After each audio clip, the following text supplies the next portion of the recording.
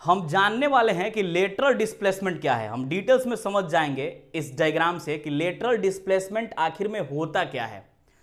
यह क्लास 10 में काफी इंपॉर्टेंट टॉपिक है, लेटरल डिस्प्लेसमेंट। यहां सोर्स ऑफ लाइट है सन।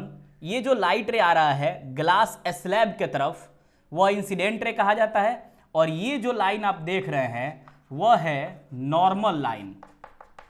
यह क्या है? नॉर्मल लाइन है। और यहां से जो रे आ रहा है ये रे रिफ्रैक्टेड रे कहा जाता है। और जो ये रे निकल रहा है इमर्जेंट रे कहा जाता है। और ये जो एंगल बन रहा है यहां जो नॉर्मल लाइन है और इमर्जेंट रे के बीच जो एंगल बन रहा है वह एंगल क्या है, आपको कमेंट करना है कि यह एंगल आखिर में क्या है। ये जो है रिफ्रैक्टेड रे है। ये क्या है? रिफ्रैक्टेड रे। रिफ्रैक्टेड रे है। अब आखिर में लेटरल डिस्प्लेसमेंट क्या होता है?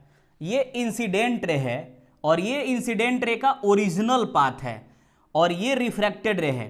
तो इंसिडेंट रे का जो ओरिजिनल पाथ है, यानी जो ये ओरिजिनल पाथ है, ये रिफ्रैक्टेड रे और साथ में ये इमर्जेंट रे, इसके बीच जो डिस्टेंस और जो डिस्प्लेसमेंट है उसी को हम क्या बोलेंगे? Lateral displacement. यही क्या हो जाएगा? Lateral displacement. यानी सीधा सीधा कहा जा सकता है कि the distance between the original path of incident ray and emergent रे इज कॉल्ड लेटरल डिस्प्लेसमेंट। यानी इंसिडेंट रे का जो ओरिजिनल पाथ है और इमर्जेंट रे के बीच जो आप डिस्टेंस गैप देख रहे हैं, डिस्प्लेसमेंट देख रहे हैं, वही क्या है? लेटरल डिस्प्लेसमेंट है। अब ये गैप बड़ा भी हो सकता है और छोटा भी हो सकता है। यह किस पे डिपेंड करता है, आइए जानते हैं। तो सबसे पहले जो लेटरल डिस्प्लेसमेंट है हम इसको LD लिख रहे हैं। यानी जो लेटरल डिस्प्लेसमेंट है वह ग्लास स्लैब के थिकनेस के डायरेक्टली प्रोपोर्शनल होता है। यानी थिकनेस ऑफ ग्लास स्लैब। यानी हम सीधे सीधे कह सकते हैं कि lateral displacement directly proportional to the thickness of glass slab. अगर ग्लास पतला लेते हैं तो लेटरल डिस्प्लेसमेंट कम होता है। ग्लास अगर मोटा लेते हैं तो लेटरल डिस्प्लेसमेंट ज्यादा होता है। नेक्स्ट, जो ये लेटरल डिस्प्लेसमेंट है डायरेक्टली प्रोपोर्शनल होता है रिफ्रैक्टिव इंडेक्स। यानी अगर रिफ्रैक्टिव इंडेक्स ज्यादा है तो लेटरल डिस्प्लेसमेंट भी क्या होगा? ज्यादा होगा।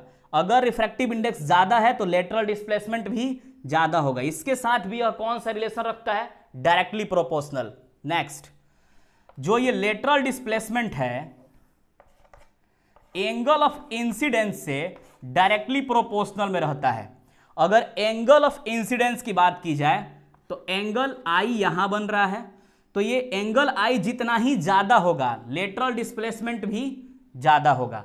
यानी सीधे सीधे कहा जा सकता है कि अगर एंगल I बढ़ाओगे तो लेटरल डिस्प्लेसमेंट भी ये बढ़ जाएगा, एंगल I घटाओगे तो लेटरल डिस्प्लेसमेंट भी घट जाएगा।